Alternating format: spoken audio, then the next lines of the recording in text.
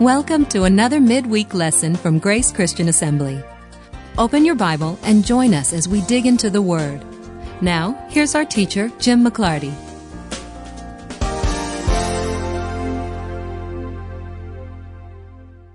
Here's what we're going to do tonight. We've been talking about Passover, no surprise there. We've been talking about Passover now for several weeks.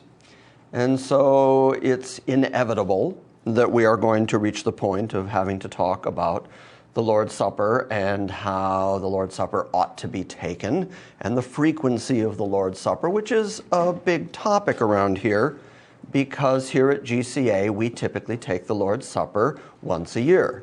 And we do it in correspondence with the Passover season, and we do it on our homecoming weekend on Resurrection Sunday. And that was one of the most controversial decisions I ever made. And I have, through the years, had many conversations about it, and many discussions about it, and lots of email about it, and I've written several Q&As about it, including the most recent one called The Frequency of Communion, which is now up on the website as a downloadable PDF. I have a copy of it here. I'll be reading from some of it tonight for two reasons. Number one, I like reading from authors I agree with, and so that's good. And then also, my philosophy is there's nothing more fun than listening to Jim read. But I'm going to go through as much of it just extemporaneously as I possibly can. We won't get probably to 1 Corinthians tonight. I expect to get there next week. But this week, I just want to talk primarily about the early church, the New Testament church, and how often, how frequently we can say they did take communion from Scripture. Because there are common, and when I say common, I mean almost universal arguments among the groups that take communion weekly or monthly, and I've read all the books. I think I can say, without too much fear of contradiction, that in my effort to tell the truth about the Bible and my absolute conviction to get to the truth of these things, everybody here knows that, like when we did the series on spiritual gifts, I had gone into that series because for years I've been a strict cessationist, that the spiritual gifts were done with. And then Jeff one day challenged me and said, "Can you prove that biblically, though? You're Mr. I don't have any business saying it if I can't prove it with the Bible. Can you prove that?" And so I started reading and came away with oh no, I can't. Oh my goodness. So we taught the series on spiritual gifts and came to a conclusion that was actually different than everything I had believed up until actually having to piece that all together. So my point in saying that is, I think you all know that I have a history of being willing to change my view. If I can find a convincing argument, I love rigorous arguments, and I love inescapable conclusions. I love being backed into a corner theologically, where there's no answer except this one. That's a great place to be. The reason I accepted God's election before the foundation of the world is because I reached the point where I said, it's got to be that way. I'm stuck with that. I can't go anywhere else. So I'm perfectly willing to change my view if necessary. And so I've been reading over the last several months, re-examining all of my foundational rationales and reasoning for once-a-year communion. And I feel very much like I felt when I was out in Franklin and the pastor out there, and knowing that I was premillennial, and also knowing that I had been very impressed with Lorraine Bettner's book on the Reformed doctrine of predestination. He then gave me Lorraine Bettner's book on postmillennialism, big thick book, and said, "Here, read this. This will convince you." And so I took it home and read it thoroughly, took it back and handed it to him. And he said, "Well, did it convince you?" And I said, "Absolutely. I am convinced I'm right." Because this book, as big and thick and heavy as it was, didn't provide the argument that would make me go, I got to change my view here. And that's kind of how I feel right now. I've gotten to the end of literally months of reading and studying and going through all this to see if I could convince myself that the once-a-year approach was wrong. And what I've come away with is an even more firm conviction that actually, biblically, it's the only defensible way to take communion. Now, having said that, I'm not trying to pick fights with anybody. And I'm not stumping that every church that does it any other way is wrong. I assume that they are following the dictates of their own conscience, and I leave that between them and God. But I can only comfortably engage myself and this church in those things that I can say this is biblically defensible. So tonight we're going to look at the most common arguments and the passages for once a week or once a month communion. And we're going to talk about whether they hold water. And I've been thinking about how to best do that. How do we best make this argument? And I decided the way to do it is to start in Matthew 11, so turn there. Matthew 11 has nothing to do with communion. Oh, I get it. Matthew 11:11. Jesus speaking. Red letter words, very important words.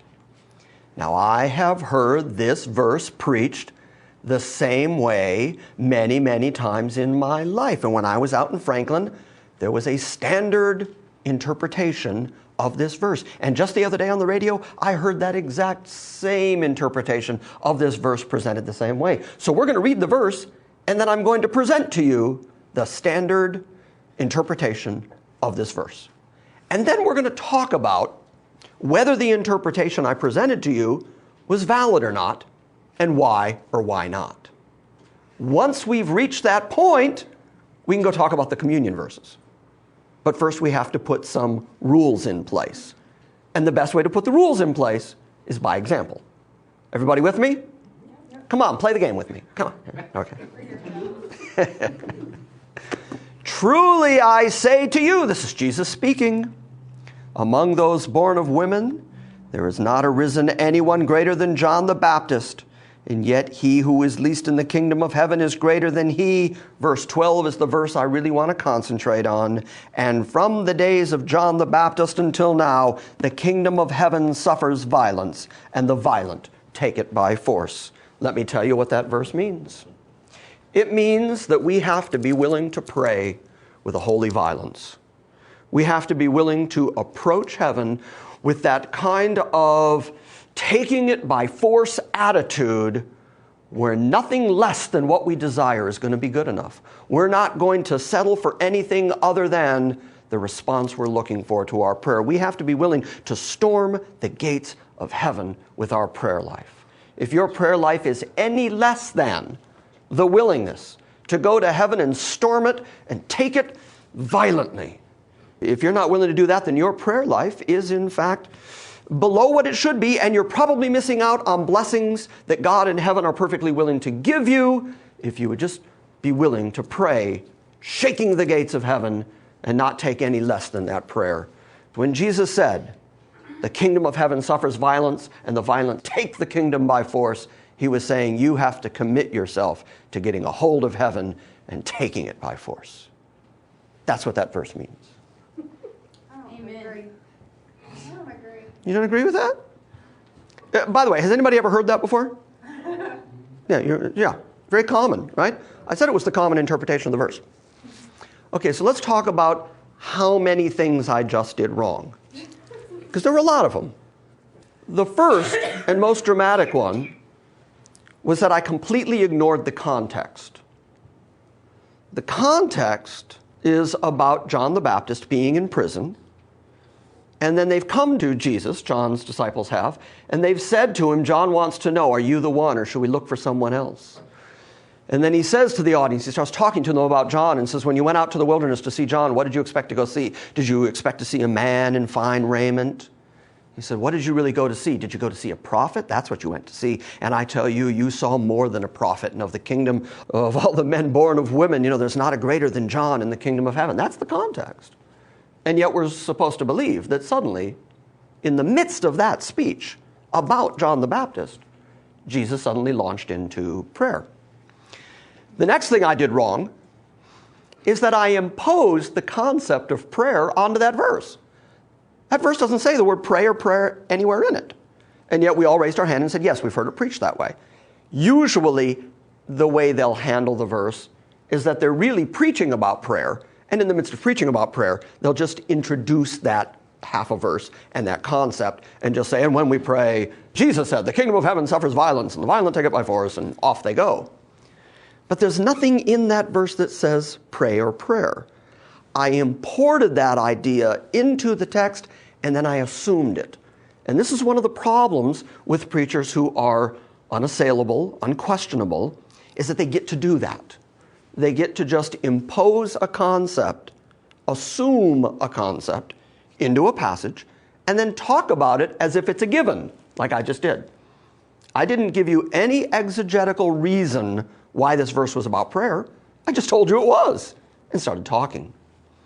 Of course, the third thing that's wrong with that interpretation is that if that's the correct and valid interpretation, it would be the only place in the Bible where Christians are referred to as the violent. Well, that would be a big problem, right? And the violent take it by force. So you're also putting it in our hands to do the thing, and really God's the one in control. Sure, yeah. There were a whole lot of things wrong, but I really want to emphasize that what I did was take a concept that is not technically or exegetically in the verse. I assumed it into the verse, and then having assumed it into the verse, I just moved forward as if it was a given, that it simply exists. It's here, run with it. In this context, it was real obvious. We all went, no, no, no, Jim, you're wrong. Except that that is exactly the technique that is used by every single writer of every single book and article about weekly or monthly communion. And check me out. Go read. I've done the groundwork for you. But go read and you'll find that they all refer to the same two texts out of the book of Acts, and in both of them, they assume that it's talking about communion. So now, with that example out of the way, so you understand how not to do it, let's go look at a couple of texts. Pastor Jim? Yes, ma'am. The verse we just read, what is the context then? Okay. You're right that I should have actually explained that verse instead of going on leaving everybody with, that's the wrong one. Bye now. So the right understanding of that verse is determined by the beginning of the chapter. The beginning of the chapter is John's in prison. And yet Jesus has to explain to everybody how it is that this guy who is a prophet, who he's even going to say is the fulfillment of the prophecy that Elijah would come and pave the way for the Messiah, this is him, but where is he right now? He's in prison. So now Jesus has to explain, well then, is the kingdom of God not effective? Can the governments of men overthrow the kingdom of God? Because they've taken the prophet, they've put him in jail, and Jesus knows that he himself is going to end up on a cross. So his explanation is, from the days of John the Baptist until now, the kingdom of heaven suffers violence, and the violent take it by force. He's referring to the fact that John was taken by King Herod, put into prison, is going to have his head cut off, and in that way, the violent, which is the world, take the kingdom of heaven by force, and they violently abuse it. So they're talking about John the Baptist in this context. He's talking about, it's all about John the Baptist. Okay. It was about John the Baptist to begin with, and it's still about John the Baptist. The whole context is about John the Baptist. Okay, I see. A good way to know whether a person's interpretation of a verse is valid is try to state their interpretation in a sentence or two, and then go back and read the context and put that interpretation into the text and see if it does any damage to the flow of the text.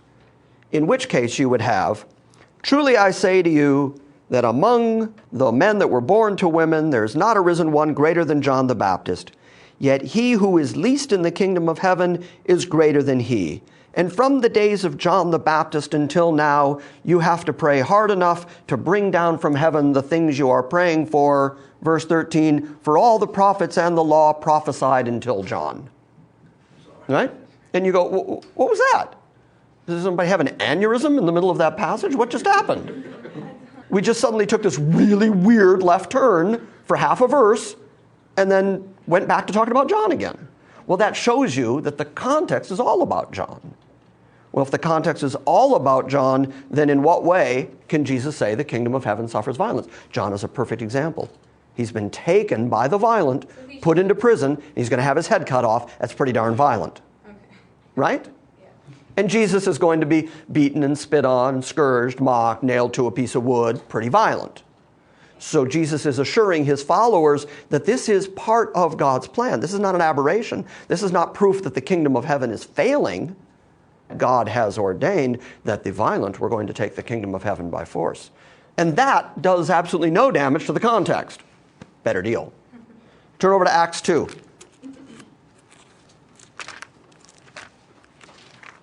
But that's what happens when preachers get caught up in the art of preaching.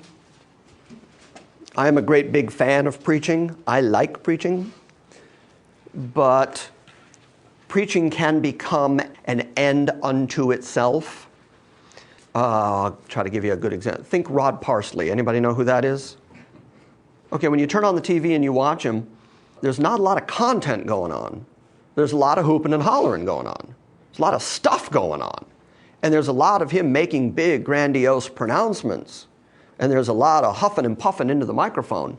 So there's a whole showmanship aspect going on. And once people are wrapped up in that and swept away in the emotion of it, and the whole room is rocking and reeling with it, Rod can say literally anything. And everybody will hoop and holler, "This is the year that God's going to free you from all your debt and all your..." And they're, "Woo, I'm so happy to hear it."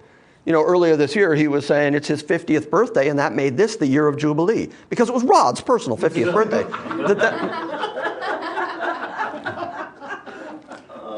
And since the year of Jubilee was when everything in Israel went back to its original owner, God was going to free you from your debts and give you back all the things he took away, and your kids were going to come home, and your unsaved loved ones were going to get saved, and all this kind of stuff. And people were hooting and hollering, "Yeah!" because you get caught up in the exercise of preaching. I don't do that. I am a big fan of exegesis, teaching the Bible for what it actually says. And if what it actually says rubs up against my tradition, then either the Bible's wrong or my tradition's wrong.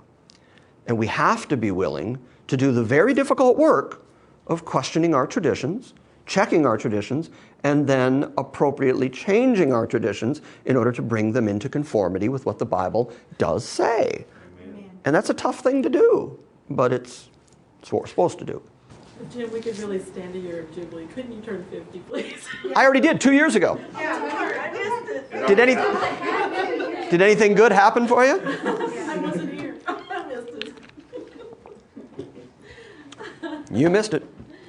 Well, like all the preachers at the beginning of 2008 did their 2008 is the number of new beginnings. 2008 is the new beginnings year, and so God is going to start with new beginnings with you. And then, He's going to get you out of debt, and He's going to bring back your loved ones, all your, all that stuff's going to happen because it's new beginnings.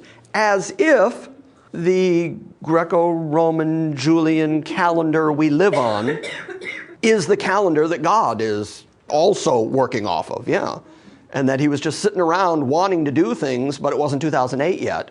And then when 2008 got here, hot dog, he could get busy and do some stuff. So,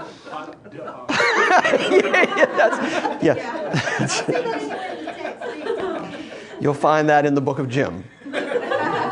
Chapter 3, verse 8. And God said, hot dog. So. Question. My church used to hold communion services once a month on the first Sunday of each month. I know that some other churches take communion every week. That seems to me to be what the majority of churches are doing, either once a month or once a week. Are you saying they are all wrong? To which Jim answers. First off, grace, grace, grace, grace, grace. I assume that most believing church bodies engage their worship services with great sincerity. The best likelihood is that they've continued the traditions that were handed to them, and they've grown to love and invest themselves in those rituals. I'm not trying to change the whole church world. I am primarily striving to bring my own convictions and practices in line with what I am convinced the Bible teaches. Others may, and often do, disagree. This is a topic that engenders a wide range of interpretation and argumentation. Most writers assume that the church has a great deal of latitude when it comes to the frequency of communion, and they base their assumption on one of two arguments. Either they say, number one, that the Bible is essentially silent on the topic, and therefore it's left up to the individual denomination or congregation to decide what they'd like to do. Or, number two, they argue from a brief set of proof texts that the first century church observed the ordinance every Sunday. To argument number one, I would reply that the Bible is far from silent on the subject. But the language that the Bible uses has been obscured by a combination of playing down the significance of the Old Testament teaching on feasts and covenants and the constant repetition of deeply entrenched routines without the necessary and appropriate examination and correction. With that said, let's turn our attention to argument number two. In book after book, article after article, defending the weekly or monthly communion service, the same arguments based on the same reading of the same text in the same book of Acts are repeated over and over again. The first one is Acts 2:42, where it says, "And they were continually devoting themselves to the apostles' teaching and to fellowship, to the breaking of bread and to prayer." That verse, taken from its context, all by itself, is used in a multiplicity of books that I can't begin to describe to you. And as soon as it is quoted, the assumption that goes with it is that the phrase breaking bread means Lord's Supper. And so they say, well, look, the first century church right here were continually devoting themselves to these things. The apostles' teaching, so the teaching is important, and to fellowship, so getting together as a church, fellowshipping is important, and to the Lord's Supper. And from that point forward, they say, and to the Lord's Supper, and to the Lord's Supper. Because they assume that breaking bread in that verse means Lord's Supper. Now, when you're cursed with a mind like mine, you say, well, then we have to test that. Because we've just assumed something about the text that the text doesn't say. The text says breaking bread. And so we have to ask, well, then how does Luke, in particular as a writer, and then the New Testament writers as a group, how do they collectively use the phrase breaking bread? Do they use it other places? The answer is yes. And when they use it in other places, how is it used? In the majority of instances, can it be read as taking the Lord's Supper? Turns out the answer is no. It turns out that the vast majority of the time that the term is used, it has to do with anything but the Lord's Supper. It has to do with eating a meal. And Luke is going to use the phrase breaking bread on several different occasions. We're going to look at them tonight. And on some of those occasions, it's going to be impossible to conclude that Luke means Lord's Supper. And so once you start building up a sort of a compendium, a sense of the weight of the way a particular writer uses a particular phrase, if somebody says, yes, most of the time that phrase means this, but in this instance it means something else, they have to be able to prove it means something else in this instance. In other words, there is not a book out there that uses Acts 2:42 as their evidentiary verse, as their proof text. There's not a one of them that offers the first bit of exegesis. Always it's assumed. They just assume breaking bread means Lord's Supper. So if I can show you, which I will tonight, if I can show you 3 other passages where the same terminology is used, and it's obvious from the context that it has nothing to do with the Lord's Supper, if I can prove that, then the weight of evidence, contextually, grammatically, is that what it means when it says breaking bread is they eat a meal together. Well, then if someone says, yes, but in this passage it means Lord's Supper, the burden of proof is on them. They have to prove it means Lord's Supper. They can't assume it. It has to be proven. The problem is there's nothing in the text they can prove it with. So now let's look, rather than isolating it from its larger text, let's take a look at Acts 2:42 in the larger context. Let's start at verse 37. Now, this is right on the heels of Peter preaching the Pentecost sermon. The Holy Spirit falls and the church at Jerusalem is born. There haven't been Gentiles brought into the church yet. And Luke, who's writing the book of Acts, describes the community that grew out of that Pentecost sermon this way, starting at verse 37.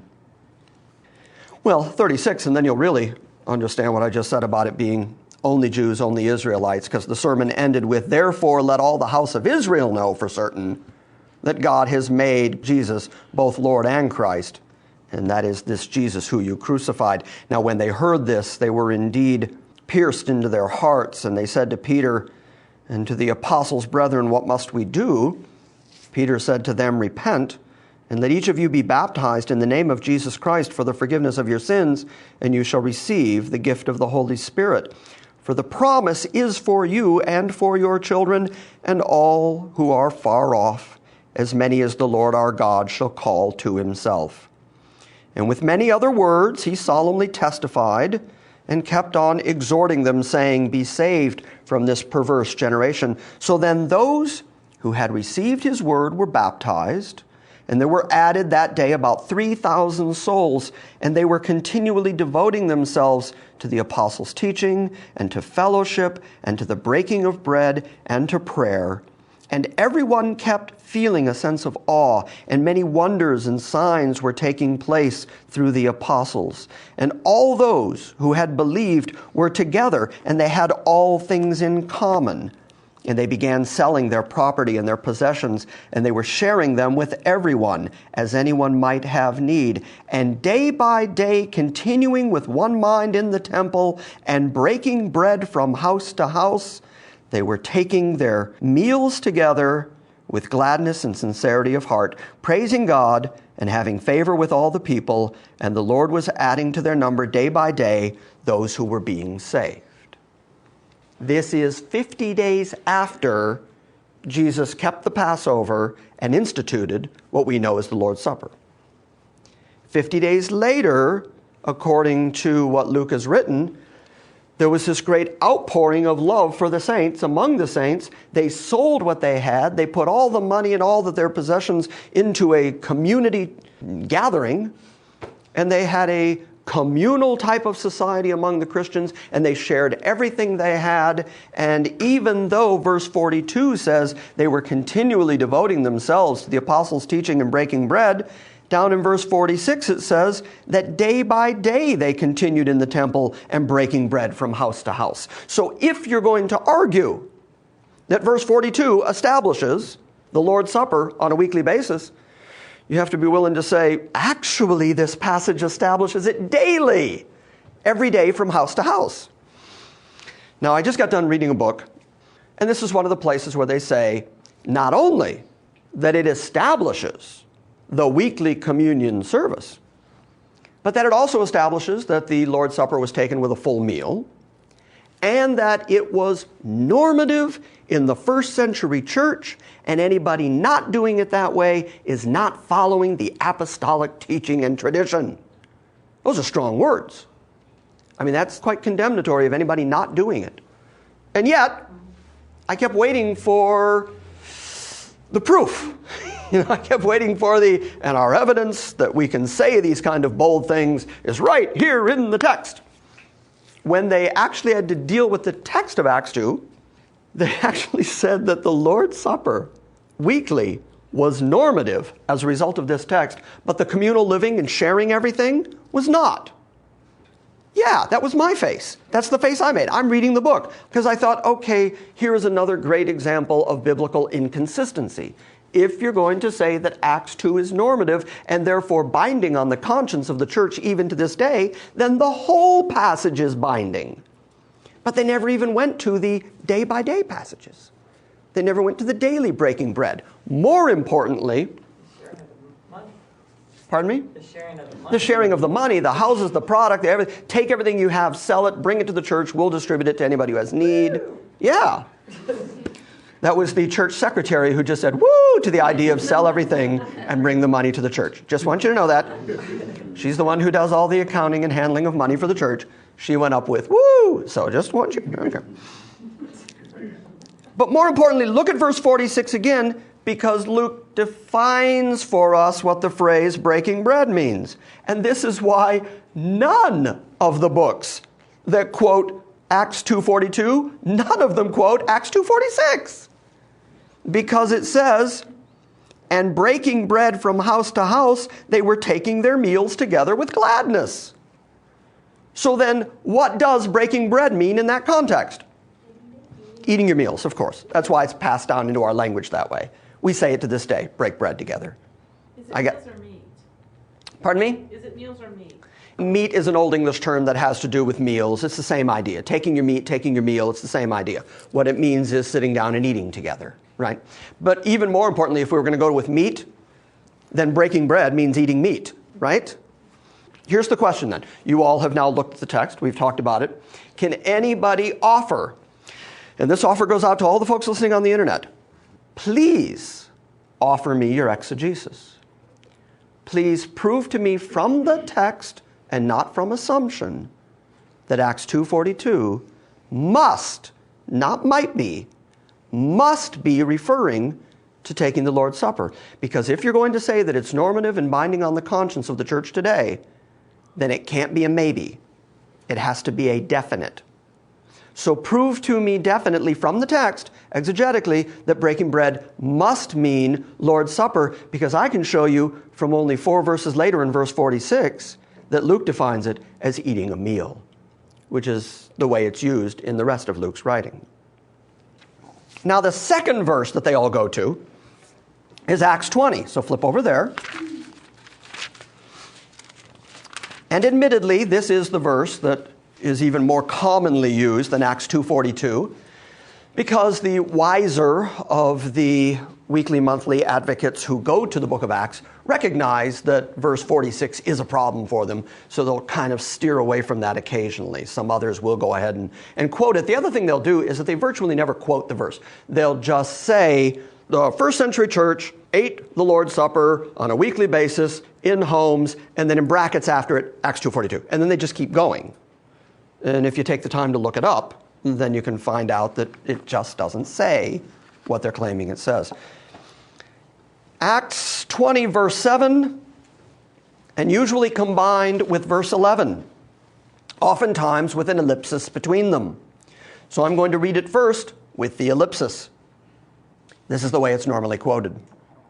On the first day of the week, when we were gathered together to break bread, Paul began talking to them, intending to depart the next day, and he prolonged his message until midnight, ...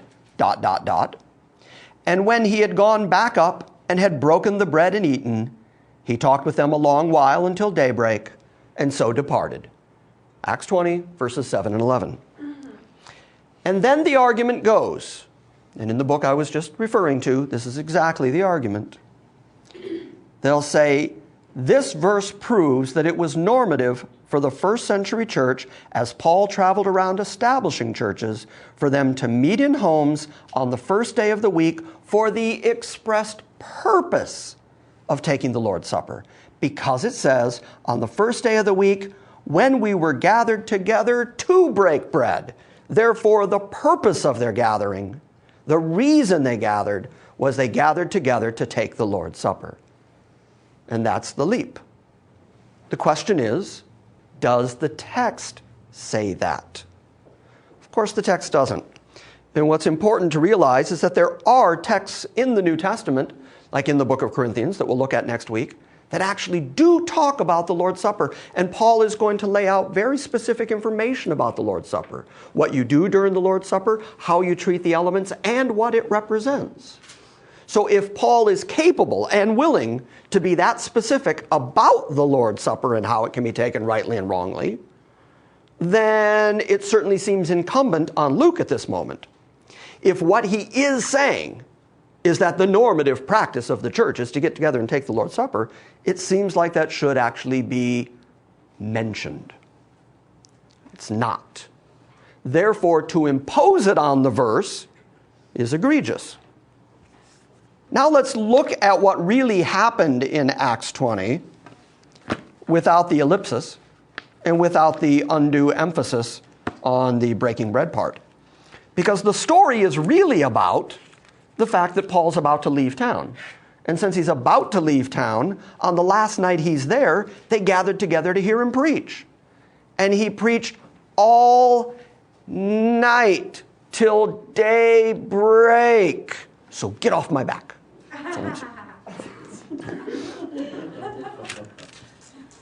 Starting at chapter 20, verse 1, after the uproar had ceased, Paul sent for the disciples, and when he had exhorted them and taken his leave of them, he departed to go to Macedonia. And when he had gone through those districts and given them much exhortation, he came to Greece. And there he spent 3 months. And when a plot was formed against him by the Jews, as he was about to set sail for Syria, he determined to return to Macedonia. And he was accompanied by Sopater of Berea, the son of Pyrrhus, and by Aristarchus and Secundus of the Thessalonians, and Gaius of Derbe, and Timothy, and Tychicus, and Trophimus of Asia.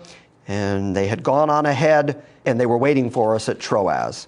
And we sailed from Philippi after the days of unleavened bread, and we came to them at Troas within 5 days. The reason I started at the beginning is because in verse 6, Paul said something really, really important.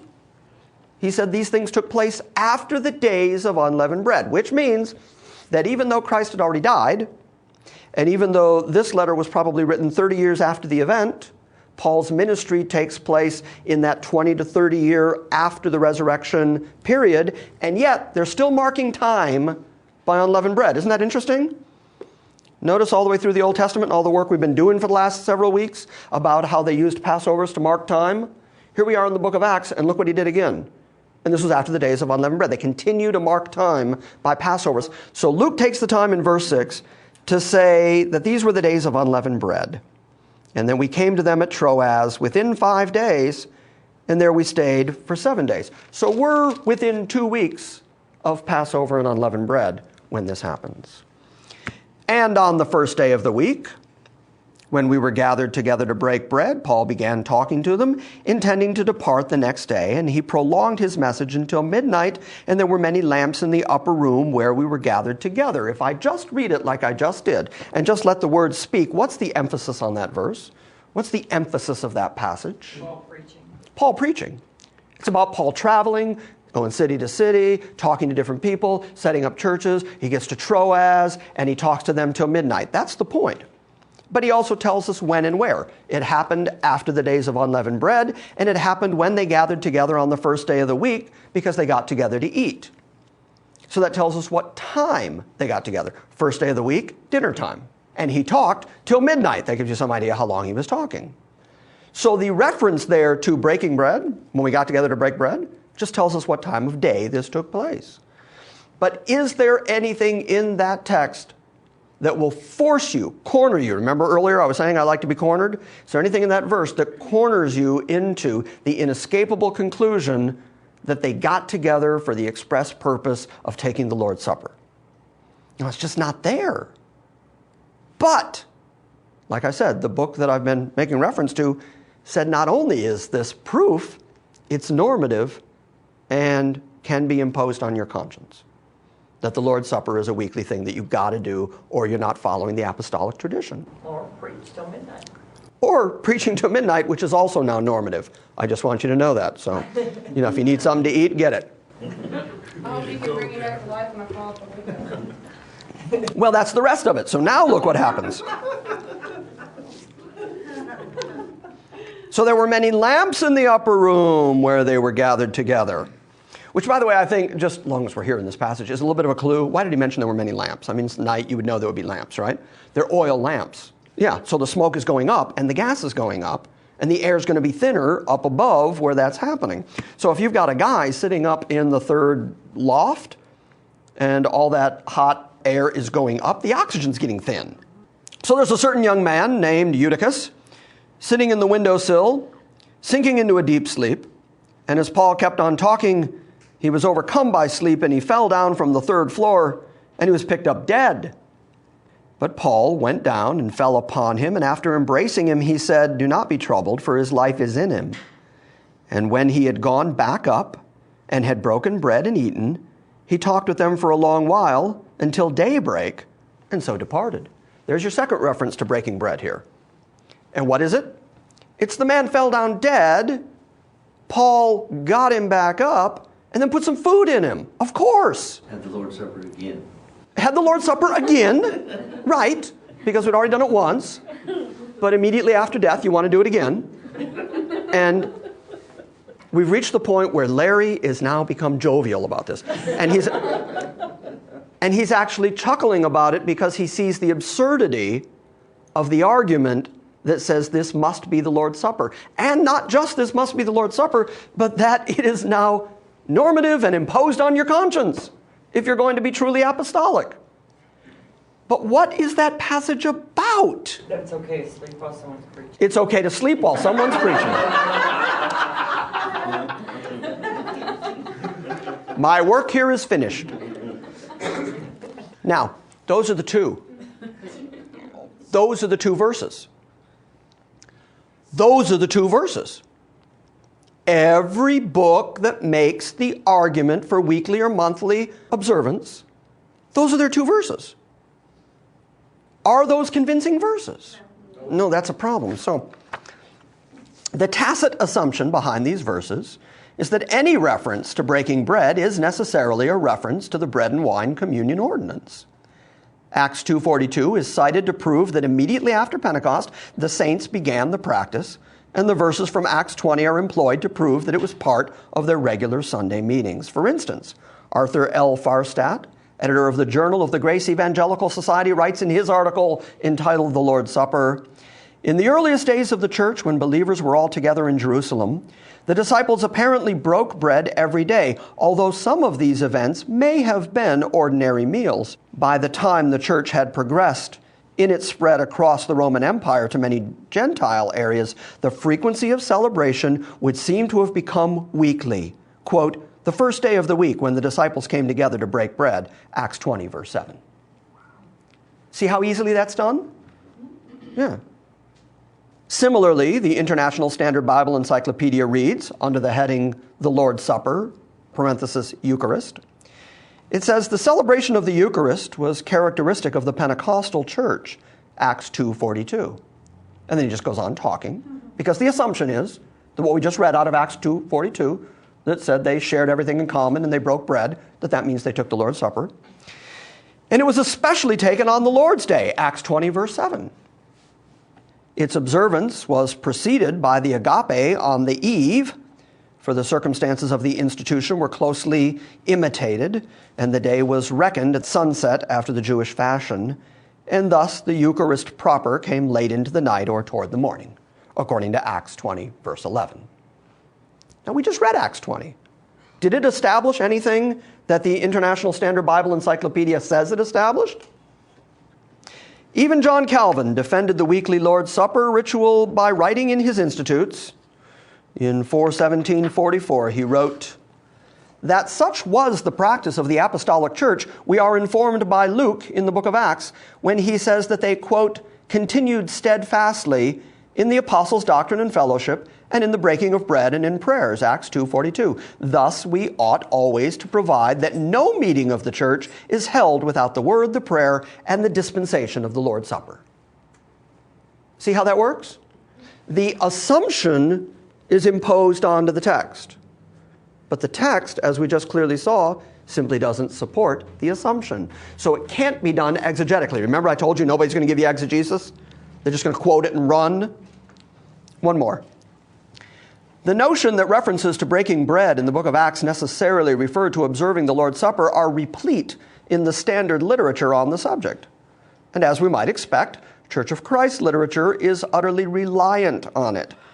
For instance, on their official website, under the heading, "How often is the Lord's Supper to be eaten?" we read, "It is expected that every member of the church will assemble for worship on each Lord's Day. A central part of the worship is the eating of the Lord's Supper," Acts 20, verse 7. Unless providentially hindered, each member considers this weekly appointment as binding. In many instances, as in the case of illness, the Lord's Supper is carried to those who are hindered from attending the worship. Was there any evidence offered? No, just the assumption and the quoting of the text. And then you just hit it and run because you can't do exegesis. These are the bedrock texts on which the advocates of the weekly, monthly Lord's Supper service build their case. Other than an occasional reference to 1 Corinthians 11:26, which we'll get to next week, there are typically no other texts they point to in order to bolster their assertions. It all stands or falls on Luke's writing in the book of Acts. So what if it can be proven that their assumption is incorrect? What happens to the necessity of the weekly, monthly schedule if their reading of Luke is based on a presumed outcome rather than on rigorous exegesis? The simple fact is that evidence for defining breaking bread as observing the Lord's Supper is tenuous at best. Acts 2:42 is not an orphan verse. It sits in the middle of a sweeping narrative describing the events that occurred on the heels of Pentecost. And then we just read it. The term breaking bread appears twice in this passage. The context has to do with community and sharing among the newly converted Jewish Christians at Jerusalem. In the first reference to breaking bread in verse 42, it was part of their fellowship. There's no reference to commemorating Christ's body and blood.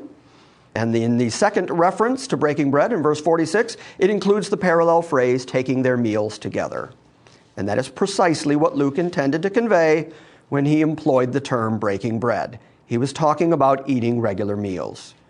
This is not uncommon parlance even today. We often speak of breaking bread with our family and friends, and we don't mean take the Lord's Supper. Luke's emphasis in this entire passage is on the unity and the sharing that mark the Pentecost church, and not a word is spoken of commemorating Christ's death, which is the important part of the Lord's Supper. I fear that the reason that the vast majority of the books, articles, and sermons arguing for the weekly or monthly communion limit their reference of this passage to verse 42 is that the balance of the passage undermines their argument. So, we're going to skip forward in this article, because then I dealt with Acts 20, verse 11. Book of Acts, chapter 27, turn there. Let's look at more places where Luke talks about breaking bread.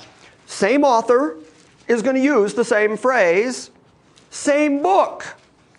If in chapter 2 and chapter 20, the phrase breaking bread must mean Lord's Supper, what do we do about the fact that later Luke uses the phrase breaking bread in a context that has nothing clearly to do with the Lord's Supper? What do we do then? What do we do? Well, what we do is we recognize that language means things, words mean things. And that, in fact, when Luke employed the term breaking bread, he was specifically referring to eating food. And then we have to take that reality back into chapter 2 and chapter 20 with us. Chapter 27, starting at verse 32, this is when Paul is shipwrecked. Starting at verse 32, then the soldiers cut away the ropes of the ship's boat, and they let it fall away. And until the day was about to dawn, Paul was encouraging them all to take some food, saying, today is the 14th day that you have been constantly watching and going without eating, having taken nothing. Therefore, I encourage you to take some food, for this is for your preservation, for not a hair from your head of any of you shall perish. And having said this, he took bread and gave thanks to God in the presence of all, and he broke it and began to eat. And all of them were encouraged, and they themselves also took food. Does that have anything to do with the Lord's Supper? Nothing at all. No. Did Luke, in the same book, just say that Paul took bread, blessed it, and broke it? Same language that we see earlier. And yet in this context, it's clear it has nothing to do with the Lord's Supper. Well, then what does that tell us about how Luke uses the language of breaking bread? It has to do with eating food. The reason that this passage is an integral part of our study is that it was written by Luke, included in the same book as the earlier references, and it tells of Paul giving thanks and breaking bread. But the context is inarguable. Paul was insisting that starving men should take some food and eat, and it has nothing to do with observing the Lord's Supper, and the event included believers and heathens. The simple, plain, and clear fact is that there is no textual reason or imperative to assume that any of Luke's references to breaking bread are describing a communion service or a memorial to Christ's death. If they were weekly or, in chapter 2, day by day memorials to Christ's death, it seems like Luke would have mentioned that, because the church had just been established. If they were every day getting together and taking the Lord's Supper, it seems like Luke would want to point that out, because this letter was going to Theophilus, a Greek, to help him understand how the church should function. There's not a mention of it, not a word. To make the point more emphatically, let's look at one other reference to bread breaking from Luke's pen. In Luke's Gospel, turn over to the Gospel of Luke, because if we can comfortably conclude that the Bible writers used the phrase breaking bread as little more than a colloquialism for eating a meal, then the primary basis on which the weekly, monthly advocates build their argument tumbles down like the proverbial house of cards. In Luke 24, we read of Christ joining his disciples as they walk on the Emmaus Road. He hid his identity from them as he taught them about himself from Moses and the prophets. Luke 24, starting at verse 28, says, "And they approached the village where they were going, and he acted as though he would go further. And they urged him, saying, 'Stay with us, for it is getting toward evening, and the day is now nearly over.'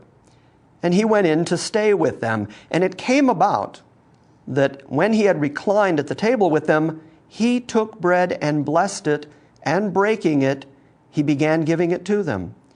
And their eyes were opened, and they recognized him, and he vanished out of their sight. And they said to one another, 'Were not our hearts burning within us while he was speaking to us on the road, while he was explaining the scriptures to us?' And they arose that very hour and returned to Jerusalem, and they found gathered together the 11 and those who were with them, saying, 'The Lord has really risen and has appeared to Simon.' And they began to relate their experiences on the road and how he was recognized by them in the breaking of bread." Still Luke writing. When Luke writes this, is he describing Jesus having the Lord's Supper with him? Nope. Now, this is really, really important, because remember, this is taking place right after Jesus has instituted the Lord's Supper and has gone and died. This is during the period between his resurrection and Pentecost. So if he is breaking bread at this moment to institute the Lord's Supper, we've got a whole lot of theological baggage we got to talk about. Pentecost hasn't happened. The church hasn't even been formed yet. And here he is taking the Lord's Supper with them yet again. So nobody argues that this passage from Luke is about the Lord's Supper. No one argues. And yet it's still Luke using the exact same language about breaking bread. So my point is this. If you're really going to do Bible study and word study and grammatical study, the best way to understand word usage is to see how the author uses a word. For instance, John 3:16.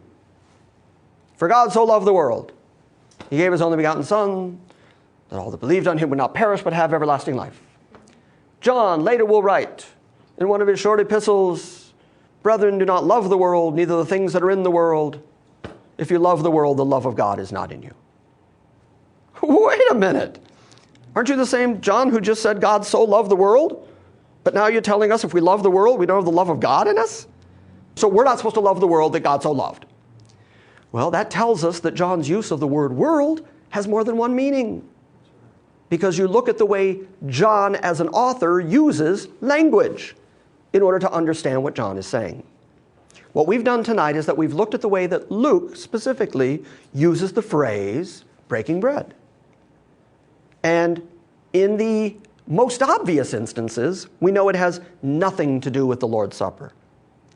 So when we look at the early Pentecost church, or the church at Troas, the meeting at Troas in chapter 20, when Luke in passing says, "We got together to break bread," if you're going to say that it means Lord's Supper, you have to prove it. You can't just say it. You can't just assume it. You have to prove it exegetically. And that you can't do.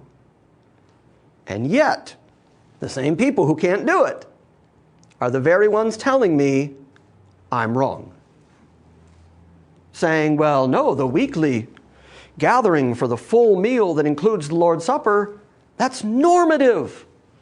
If you're not doing it as a church, you are not following the apostolic tradition. I would argue they are not following the apostolic tradition. They are following the traditions of men by assuming meanings to the text that simply aren't in the text. Okay, let's look at one more example. Then I'll let you go. Oh, you know what I did? Can anybody believe I did that? I cut off my notes. Hey, I only printed up to that page because the article's really much longer than this. Does Luke ever mention the Lord's Supper? Very good question. It's a really good question. Does Luke ever mention the Lord's Supper? He does in his gospel, where he, just like the other synoptic writers, talk about the Passover supper they took together, and then very specific information about him taking the cup, and this is the cup of my blood in the New Testament, breaking the bread, this is my body given for you. He includes that information in his gospel, as does Matthew and Mark.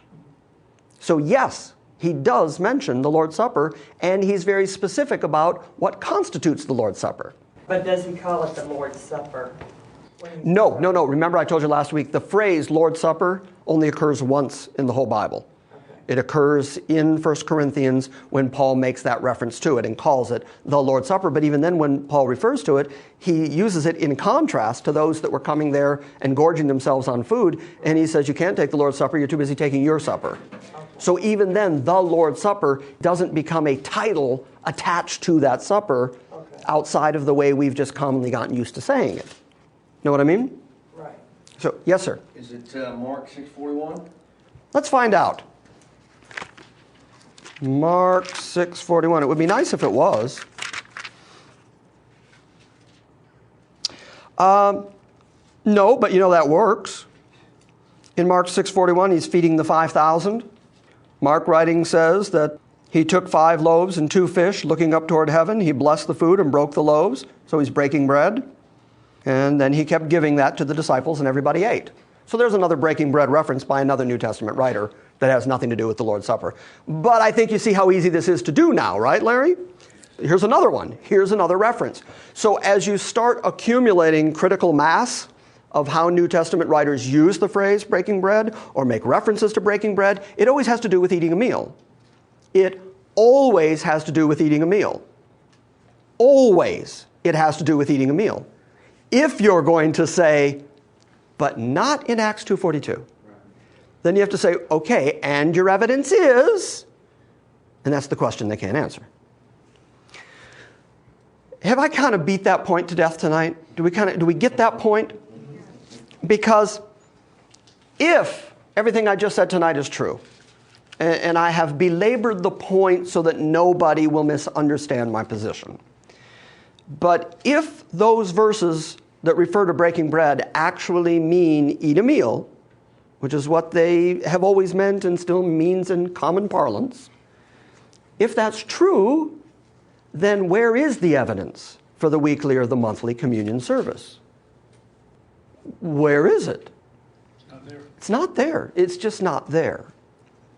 So then the question becomes, where does that leave us? Does that leave us with only doing it once a year? Well, that's what we're going to talk about next week. Okay. Because if everything I said tonight is true, then what do we got? Do we got nothing? Where does the tradition come from? I see that they found text to justify it, but do you, that's right. Sure. You actually answered that question earlier when you said Catholic Church, Right, Mass, right, which they then just called the Eucharist, which means Thanksgiving. right. Then suddenly you've got this regular, every time that the Mass is performed, you have to eat the flesh of your God. You have to drink the blood of your God, because that's what the priests of Baal, the Kahana Baal, from which we get the word cannibal, that was already occurring in the Baal temples. So when Part of Constantine's. Very much so. And so as you have that blending of ancient pagan religion, Right.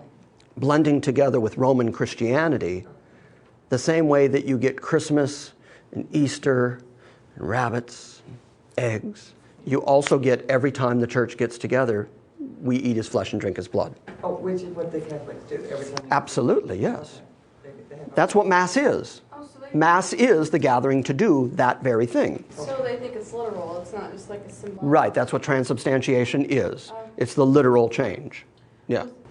In fact, since you asked, is it the literal body and blood that they eat? Yes, they believe it is, and you'll enjoy this. Here, you've sat here very patiently all night. I don't even know your name. What is your name? Zach.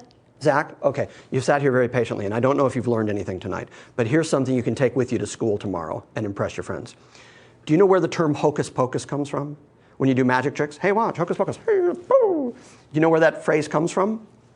It comes from the priests who used to say in Latin, hocus corpus meus, which means this is my body. And when they would say that, the bread would become the literal body of Christ. So it was a magic trick. And so the critics of the Catholic priests used to make fun of them in the way that they would say hocus corpus meus and make things happen. So they would say hocus pocus on them. And that just moved into our language as hocus pocus, do a magic trick. So there, hey. See, the Bible's fun. The Bible's so full of fun stuff. All right. All that being said, where does it leave us? Do we have no standards on how often we ought to take the communion? Next week, I am going to argue out of the Corinthian letter, and not just out of 1 Corinthians 11, which is what everybody isolates and says it's just right here, and therefore I can make it say whatever I want it to say.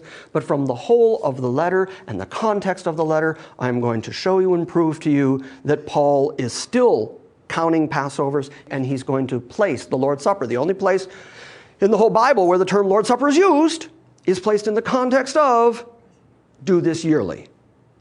And that's where I became convinced. And Jesus also said, And Jesus saying, do this in remembrance. do this in remembrance of me, in remembrance of my death. I mean, it's funny that we understand the concept of memorializing. Like, Zach, how many birthdays a year you get? One, yeah, see, every year, once a year. If you're born on a leap year, then it's That's like 4, yeah. But you don't age as quick, and I could have used that. Yeah, because we understand that concept. In fact, on our American calendar every year, we even have a day called Memorial Day, because we understand the concept of you memorialize things on an annual basis. Jesus said that this supper, this memorial that took place on Passover, was now going to be a memorial of his death. And Paul's going to pick it up in the Corinthian letter and validate on the same night he did it is the night that we do it, because that's how we memorialize his death that happened yearly. Because, remember what I keep saying, when did Passover happen? Once a year. Every year they had to stop and memorialize it. God started marking that 430 years before the deliverance. God kept marking that day forever. Now that the Christian church and the inception of the Christian church has happened, that day continues to be marked. It's been marked throughout history. Only now it's being marked as the memorial of the death, burial, and resurrection of Christ. Someone will say to me then, but what about the new covenant? Jim, you're a new covenant guy. What about the new covenant? And what about the fact that Paul wrote, don't let any man judge you in the keeping of new moons and Sabbaths and feasts? We'll deal with that too, because it's all part and parcel of what we have to be able to address in order to establish the once a year commemoration of the death, burial, and resurrection of Christ. So I know that argument's out there. Save the time. Don't write me the email. I understand that that's something that has to be addressed. We'll address that too. In the meantime, all you weekly, monthly folk out there who are continuing to use those Acts 2 and Acts 20 arguments, send me your exegesis. Fair enough? Yep.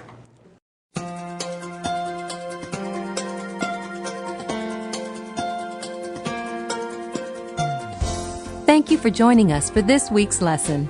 If you would like more information about Grace Christian Assembly or the teaching of God's sovereign grace, please visit us on the World Wide Web at salvationbygrace.org.